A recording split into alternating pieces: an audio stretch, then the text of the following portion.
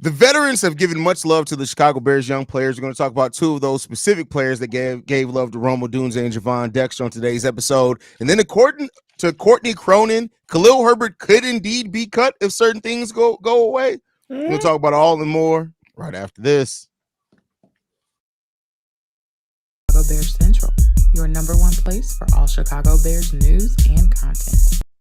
What's going on, Bears fans? Welcome to another episode of Chicago Bears Central, your number one spot for everything Chicago Bears related. We got C-Dub, Bobby, myself, Haize in the building today. The full squad. It's been a minute since on a Sunday we've actually done. We skipped like the last 2 Sundays, bro. It's been a minute, man.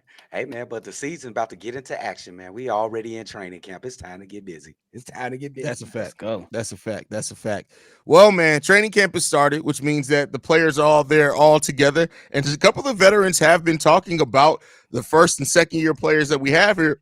We'll start off with Keenan Allen, who said that Odunze may be better than he was as a rookie. How you guys feeling about hearing Keenan Allen, who we don't know if he's going to be a Bear long-term or not? He's here for right now on a 1-year deal, but giving a lot of love to Odunze. How you guys feeling? I think that's a great move from Keenan Allen. That just shows what type of professional he is. To tell you the truth, in his own head, I don't think he thinks that at this very moment, but he's saying that to bump up the young man's confidence. And he's actually a great prospect in this NFL and for the Chicago Bears. So that's great to hear from this guy, Keenan Allen. And that's going to be, man, how can we keep Keenan Allen past this year right here? Because the writing's on the wall, right? You see the writings on the wall. You're supposed to groom Ondunze to come back. Did I say that? Wait, right? hold on, pause. Did you just say his name right? Did I do that? It's a new day, baby. It's a new day. Just wait for the next pronunciation. Keep it going, bro. But Keenan Allen, bro, he is such a great talent. He's showing great leadership. You've seen it when we first drafted Caleb Williams. He was Caleb Williams' shadow. He's just being a great leader for this young offense that we have. And I'm glad that he's pumping that confidence in Ondunze. But I think he already was confident. But this is great to hear from Keenan Allen, to tell you the truth. Facts. And I love everything that he said about Ondunze. I think that, like C-Dub alluded to, that this veteran leadership is what the Bears need, man. And I think that you gotta go ahead, and sometimes there are leaders that do things vocally, or there's some that just do things basically more focused on the actions. Right here, this is a great step for Ondunze. It's a great sign for the Chicago Bears as well. And Haize, I know, and C-Dub, I know the writing is on the wall, but it ain't in marker opinion yet. It ain't. I think there is a chance. I know he's up there in age, but I think that it's a slim chance. I think he could be. I absolutely believe he will be gone, but I think there's a slim chance, depending on this season production and health and the number that comes towards the end of the season. I think it is a possibility, though. I really do. I mean, I really do. If the Bears, let's say that, I think if the Bears win a playoff game, and I know that's asking a lot, I'm not saying that's the expectation, but if they do that on top of all three of these wide receivers being close to 1,000 yards, at that point you almost have, in my opinion, you have to bring them back, because it's about forward progress at that point. You don't want to risk taking a step back after finally winning a playoff game for your fan base that hasn't seen you do so in so long. I think if this Bears team wins a playoff game and the offense is clicking on all cylinders, they're probably going to be motivated to keep this core together. I would love that drip, but there's some young guys on the defense. The contract is up. Their contract is up. Coming up now. There is. And it's gonna be. Oh, I hate to be in Ryan Pohl's position, even though he's been doing a exceptional job. This is gonna be a tough decision. If in fact what you just said, if we go and we win a playoff game and we see that type of success, man, he's gonna make it tough on Ryan Pohl's, bro. Because you got some young guys that gotta get signed, bro. Well, the thing is, too, is that don't overlook the fact that, we got coming up for contract extensions this offseason. I don't think any of the young defensive guys are next season. I thought it was not. I think it was Gordon. Gordon wasn't up. Gordon and Brisker are up the same year. They drafted the same year, so they got another year after this one. Oh, I'm before you DJ gotta is pick up. up. DJ is up. DJ Moore is up, and DJ. that of course is the first priority, is what DJ's contract is going to be, and then I think depending on like how Tevin looks and things like that, because if they end up letting Tevin go and you're replacing him with a new draftee, that's going to get you quite a bit of money you can use then to maybe put towards. Like I said, I'm not saying for sure. I'm just saying that in that certain scenarios that happen, I think that Ryan Poles would be under pressure to find a way to make it work. Is he gonna take? Yeah. Is he gonna take a pay cut? Is you gonna take a pay cut? He's not. Keenan? I mean, he wasn't willing to take a pay cut with freaking the Chargers. I doubt he's willing to take a pay cut here. Yeah. Now, I know we didn't get to put this on the sheet, but I read this literally right before we started. There's a quote that Keenan Allen had in regards to Caleb Williams that I think is telling here as well. Keenan Allen saying this: "I'm not a guy who masters the playbook by any means, sitting at home just looking at the playbook. That's not how I learned it. I'm a trial and error guy. I learned through mistakes. Just being able to sit there with him, Caleb Williams, he'd call out the play, I draw it up, and vice versa. We talk about the play, what I like, what I'm used to, and what I usually see. And then going over the knowledge, making sure we're on the same page. Just being able to communicate at this level. Obviously, you got new terminology from college, and you're going to get different coverages too.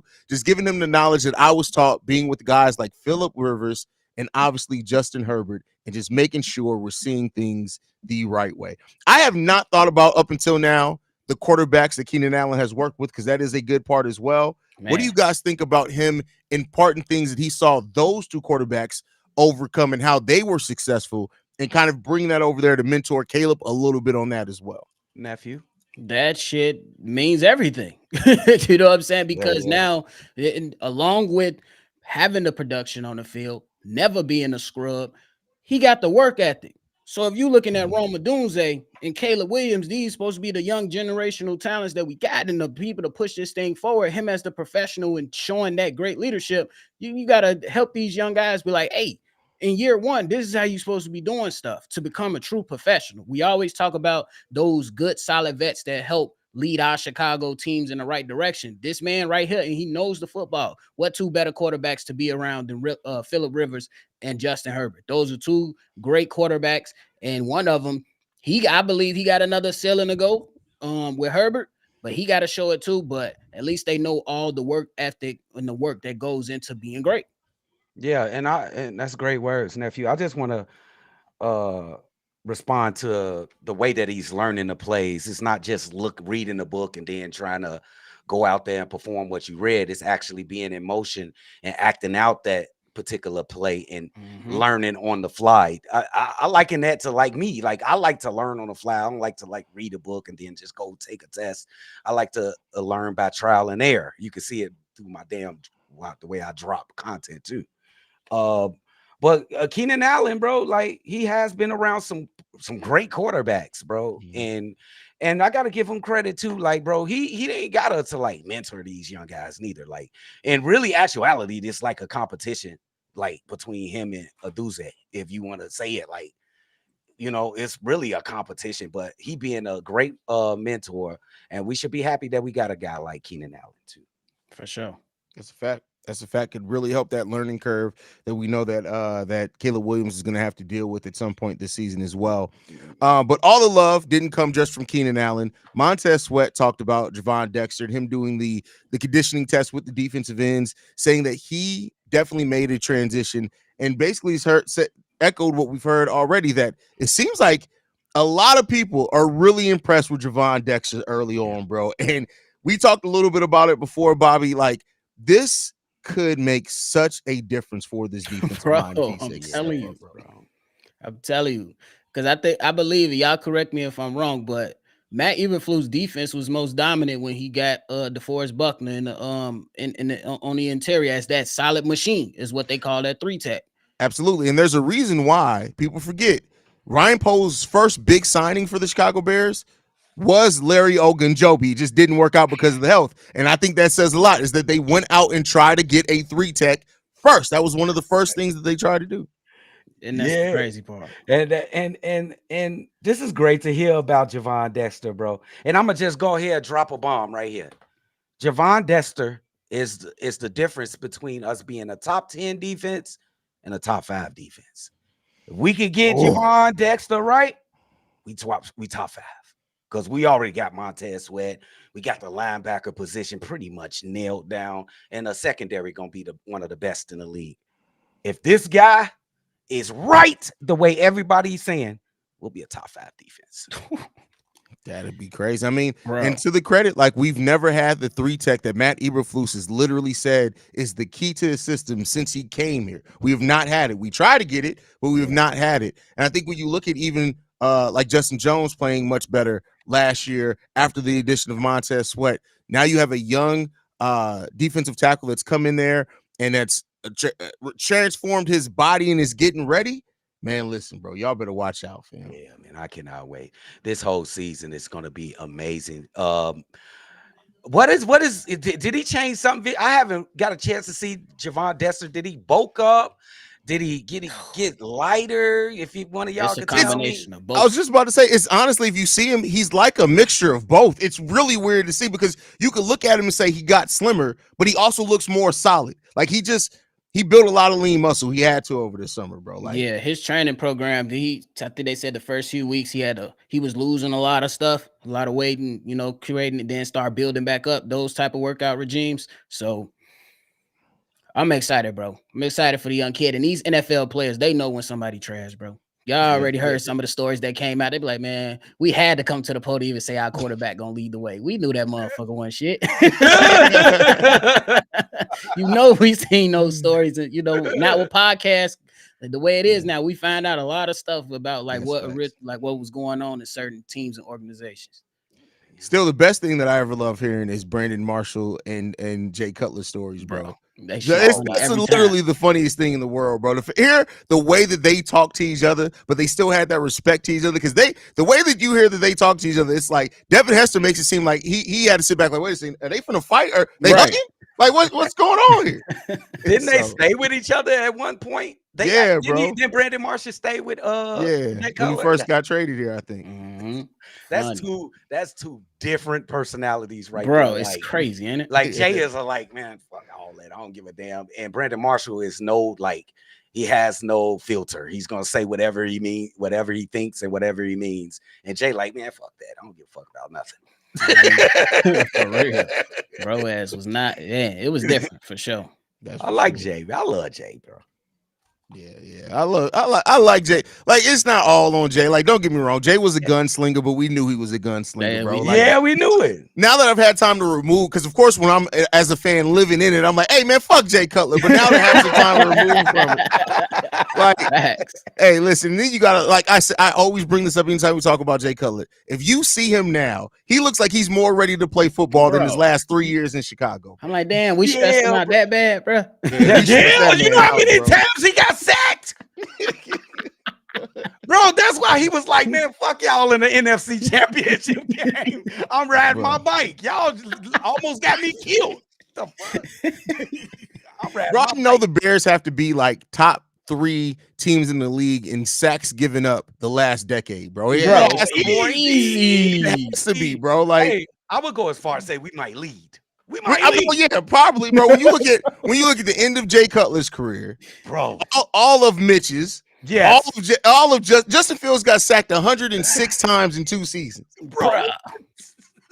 Like, we gotta be tops in the league in the last decade of sacks given up, bro. Like, man, listen, and that's why when people be like, y'all, I can't even knock when people be like, are y'all gonna be able to actually develop a quarter? Shit, I don't know. I hope so. I hope so. We trying to see if this is it. Shit. You asking the same questions we are. You think we just sitting there like, no, we good? No, we got questions. Preaching to the choir. But with that said, anything left on the young players, the rookies, the vets, anything before we move on, man? No. All right, bet. All right, so moving on. It's hilarious. Courtney Cronin was on the Chicago Bears podcast, hosted by our boy Pat the designer, and she actually dropped a gem, man, and saying that Khalil Herbert could be cut. And the list of reasons that she gave is, first, she said that from what she's seen, what she's heard, is that Roschon Johnson is a better suited running back to what Shane Waldron likes to do, first of all, and that Shane Waldron does run a too heavy running back system. And even with worried about depth or anything, they may not need or feel comfortable in just having whoever there at the third running back. And then on top of that, saying that if health becomes an issue for Khalil Herbert this season, he could very well be cut. How do you guys feel about that? Man, we was just talking about the writing on the wall, bro. I think we discussed this maybe months ago, y'all, on here. Like, who is the guy that you thought that was going to be cut that wouldn't make the chopping block? And everybody kind of said Khalil Herbert, bro. Like what can you bring to the team, Khalil? Like, we got to start and run it back in DeAndre Swift that did it at the highest level. 1,000-yard rusher. He went to did he go to the Super Bowl with the Eagles? I think he did. To the Super Bowl with the Eagles. Then you got a young, just an ultimate football player in Roschon Johnson that is trying to get better in every second, every snap that he take. He's an absolute missile. He has to see the field. What is his role with this team? I gotta agree. What is his role? Can somebody tell me what's Herbert's role? The backup? Rojo's there. What's his role?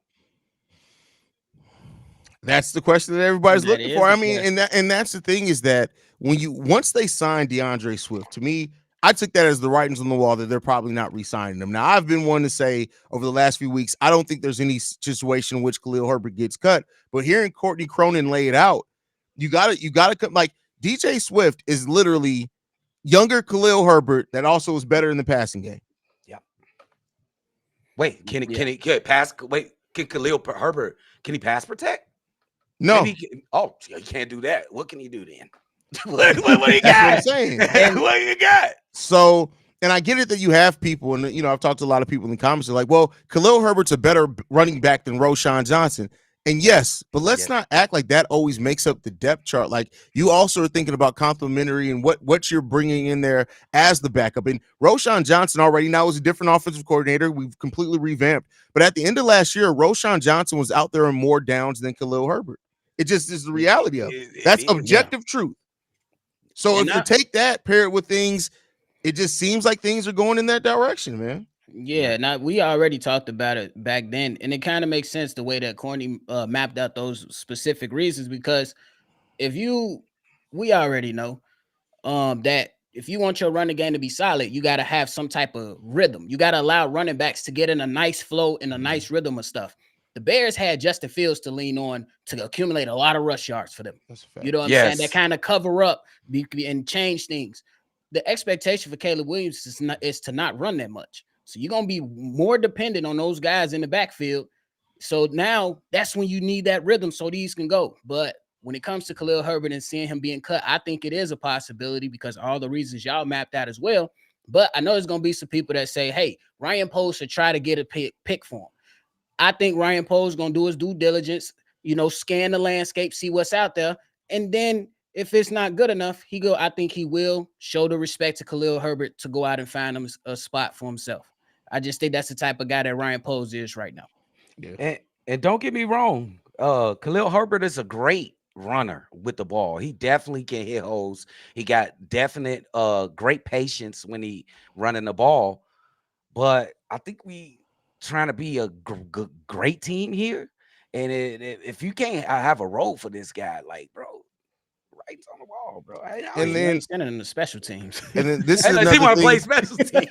This is another thing in this and well. And Bobby, this goes back to something me and you talked a little bit about. And I'm not saying you do this forward, but I'm saying if the Bears get to a point where they do feel like, hey, Keenan, your time here is up.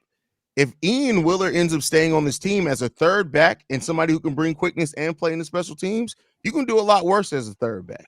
Yeah. So the value keeps going low because then as a third back, you're also getting somebody who's a special team specialist, and you can actually have them play some complementary roles. So you're getting more out of that, whereas you're not going to use Khalil Herbert in special teams. I'm just saying that it's just stacking up. And I was going to say, and that adds to the rhythm part of the running back room because now Ian Willer's going to be on the field catching kickoff and punts. So he's going to have a rhythm and have a feel of being already tackled, how the game is, going. Yeah. So he's going to be on the field. And then maybe you on a random down or something like that, you come in and see if you can get you a pop play or something with him. And Khalil Herbert, he not playing special teams. It's just unfortunate, man. It's just unfortunate because I don't see Ryan Poles paying them either. Yeah. And that's what it comes down to as well in all of this. They already, once they gave the money that they gave to DeAndre Swift and the amount that was guaranteed on that contract, you're not signing Khalil Herbert at the end of this contract. Running backs. You're not doing it. Hey man, this is exactly what it come down to with Khalil Herbert. This training camp has become extremely important for you. You must show that you do other things besides running the football. You have to show that you can pass protect. You have to show other things, catching the ball out of the backfield. And you have to do that to the tune that's better than the other two running backs for you can keep your job here. Do you know the landscape with running backs in this league? They are blackballing running backs. Like, they don't even want to pay them. Did you know what the Giants were without that guy? What is Saquon? Saquon, that year they went to the playoffs, they would have been trash without Saquon, bro. But they still let him walk. Didn't they let him walk? Yeah, but if you watch Hard Knocks, they just incompetent. They were stupid. Yeah, they were stupid. They were just stupid, bro. Bro, every time they get something in them talking about running backs, I just look at that shit like I be looking at you and I be messing with you, Dub. I be like, peering into the screen. For real. What? Man, look. Man. And you know how like sometimes when somebody explains something, it makes you feel even worse about the decision. They should have just shut the fuck up. Like honestly, bro. Like, bro. Yeah, go out there and find something. And if you find something, call us back. What? What? I find something, I ain't coming back. What are you talking about? That shit was so stupid. Hey, listen, all I can think of when people do stuff like that is, let's not forget, Eric Benet fumbled Halle Berry. Everybody has one, bro. Bro, what a goofy. Come on, bro. Man.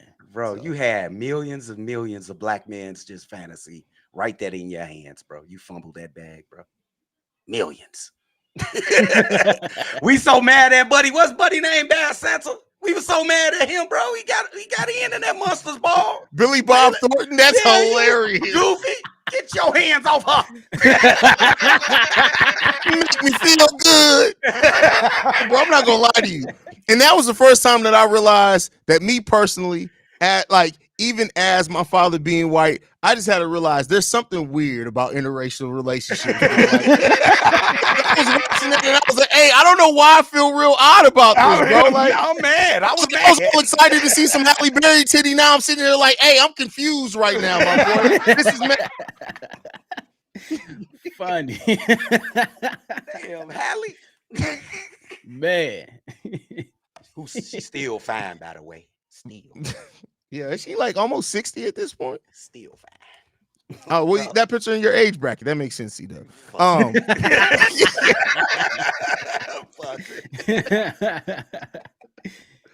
Any last thoughts on the whole Khalil Herbert thing, fellas? Try hard. Hey,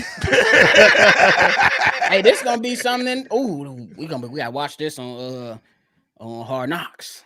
Oh, that's gonna be a great storyline. That running back room, great. That is, yeah. Oh my goodness! All you gonna see is Rojo just minding his business, doing work, and you gonna see the panicking ass Khalil Herbert, bro.